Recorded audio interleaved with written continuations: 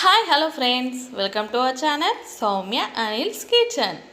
ఈరోజు మనం కూరగాయలు ఏం లేకుండా లంచ్ ఎలా తయారు చేయాలో చూద్దాం.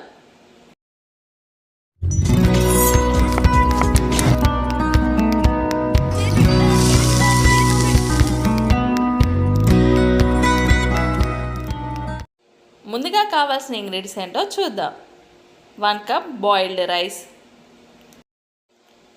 కొత్తిమీర, ఆనియన్స్, పచ్చిమిర్చి, పుదీనా, కసూరి మేతి, కరివేపాకు, పసుపు, 1 స్పూన్ కారం, 1 స్పూన్ ఆయిల్, 1/2 స్పూన్ ధనియా powder, biryani masalas, 1 spoon salt, 1/2 cup పెరుగు.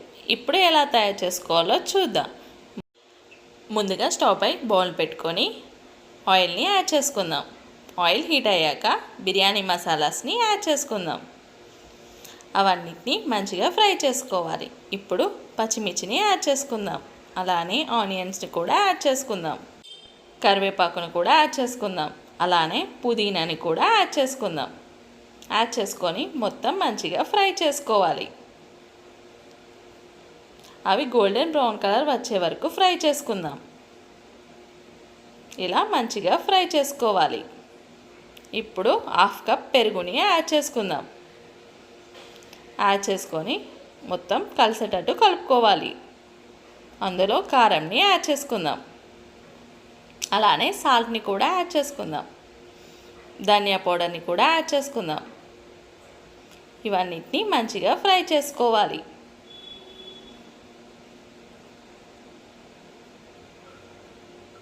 ఇప్పుడు కొంచెం కొత్తిమీరని కూడా యాడ్ చేసుకుందాం. అలానే కసూరి మేతిని, పసుపును యాడ్ చేసుకొని మొత్తం ఫ్రై చేసుకోవాలి. ఇప్పుడు కొన్ని వాటర్ని యాడ్ చేసుకుందాం. యాడ్ చేసుకొని ఒకసారి మంచిగా కలుపుకోవాలి. ఇలా మంచిగా కలుపుకొని కొంచెం సేపు కుక్ అయ్యేటట్టు చూసుకుందాం. ఒక 5 మినిట్స్ కుక్ చేసుకోవాలి. ఇంట్లో కూరగాయలు ఏం లేకుంటే ఇలా ట్రై చేయండి, చాలా టేస్టీగా ఉంటుంది. ఇది లంచ్లోకైనా డిన్నర్లకైనా చాలా బాగా ఉంటుంది. మీ ఫ్యామిలీ మొత్తానికి నచ్చుతుంది. ఒకసారి ట్రై చేయండి. ట్రై చేశాక ఎలా వచ్చిందో కామెంట్ బాక్స్లో కామెంట్ అయితే చేయండి. ఏం కూరగాయలే అవసరం ఉండవు. ఒక ఆనియన్స్, చిల్లీస్ ఉంటే సరిపోతుంది. ఈ రెసిపీ పర్ఫెక్ట్గా వస్తుంది. ఇప్పుడు కొంచెంని సపరేట్ చేసుకుందాం ఒక బౌల్లోకి. ఇలా సగం కర్రీని తీసుకొని పక్కకు పెట్టుకుందాం. ఇప్పుడు మనం బాయిల్ చేసిన రైస్ని ఇందులో యాడ్ చేసుకుందాం. యాడ్ చేసుకున్నాక మనం తీసి పెట్టుకున్న కర్రీని మధ్యలో యాడ్ చేసుకుందాం. యాడ్ చేసుకొని మిగతా రైస్ని యాడ్ చేసుకుందాం. ఇలా యాడ్ చేసుకోవాలి. యాడ్ చేసుకొని దానిపైన కొంచెం కొత్తిమీరనే యాడ్ చేసుకుందాం. యాడ్ చేసుకొని ప్లేట్ని క్లోజ్ చేసి ఒక 5 మినిట్స్ పాటు దమ్ చేసుకుందాం. ఇప్పుడు 5 మినిట్స్ అయింది. ఒకసారి ప్లేట్ని ఓపెన్ చేసి చూద్దాం. చూడండి, కమ్మని స్మెల్ వస్తుంది. ఇది పర్ఫెక్ట్గా కుక్ అయింది.